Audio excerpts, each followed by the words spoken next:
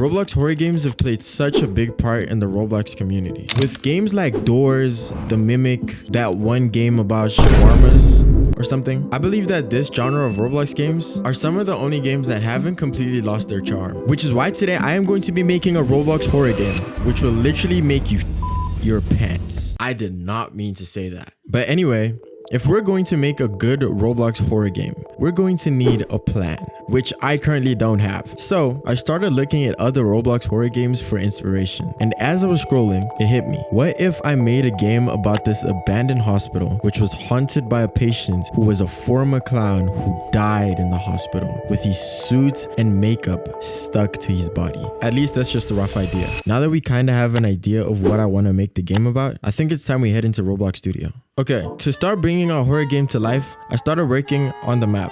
My building skills aren't the best, but I had a very smart way to approach this. I decided I was gonna make square-shaped tiles for the floors, walls, and ceiling. And with having those complete would allow me to block out the hospital in the way I want. I used the tile material for the floors, and for the walls, I decided to go with a yellowish color, which gives off the vibes like you're in a liminal space. And if you don't know what that is, liminal spaces are the uncertain transitions between where you've been and where you were, which has nothing to do with the color yellow. But back to the video, I started blocking the hospital in the way I thought I wanted it to be. And after some time, I landed on this design. I started walking around in-game to feel how big the map would be and how big the rooms actually were. And now with the actual layout being done, it's time to start working on the doors and the actual rooms. I got a free model in the toolbox of an actual door because I wasn't going to waste any time trying to model one myself. With all the doors in place, I started working on each individual room. More free models. I was very happy with each room I designed and how the map was actually turning out. And some of the rooms you've seen are going to be very important to how you actually beat the game.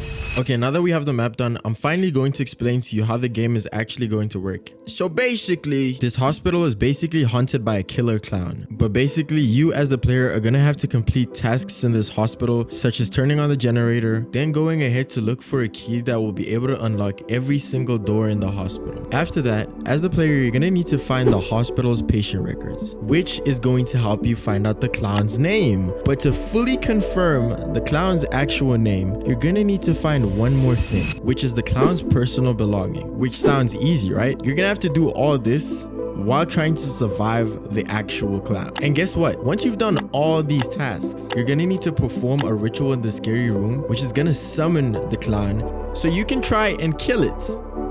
Or it kills you and the game's over. With that being said, let's start working on the systems to actually make this work.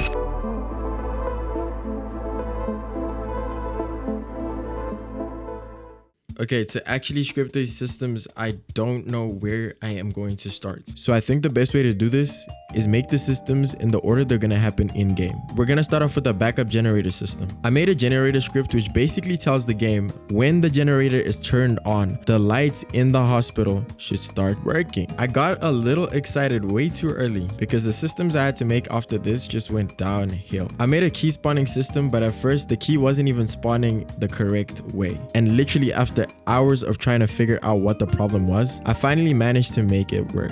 And you'd think after making the key spawning system work, the patient record spawning system and the clown belonging spawning system would be easy. That's what you would think. For a gruesome 4 hours straight, I was hitting my head against my keyboard, trying to figure out why this wouldn't work. But in the end, it ended up working. With those two systems complete, you would assume that the next system we'd work on is the ritual system. But there's a secret system we've had to work on this entire time.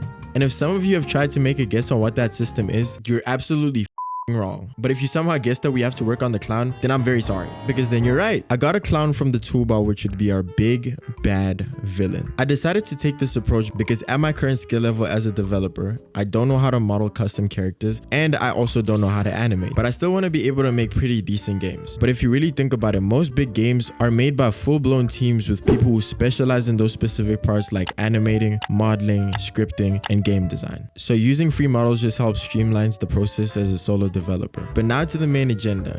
we have to make this big bad clown act very scary in our video game. The clown model luckily came with animations, so all I had to do was script what it should basically do during different events. I made a script which would track your objectives, and the further you got in the game, the more aggressive the clown would become. I also added sound effects to the entire game, where there was basically an atmospheric, like creepy aura, just to make the game feel a little more scary. I also added other sound effects like light flickering, door knocks, breathing, random footsteps that would play, and also specific music that would play when the clown spawns and chases you down in the hallway. This made the game very scary. And to finally finish up the game, I worked on the ritual system. I made a script which, if you started the event with all the items required, you would be given a bazooka.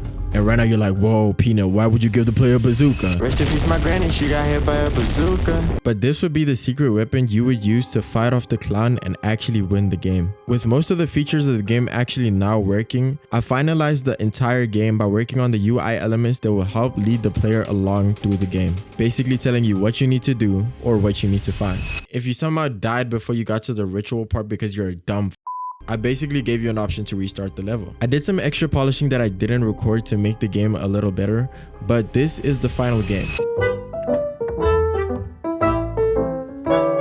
I went with my mom to that all-time show.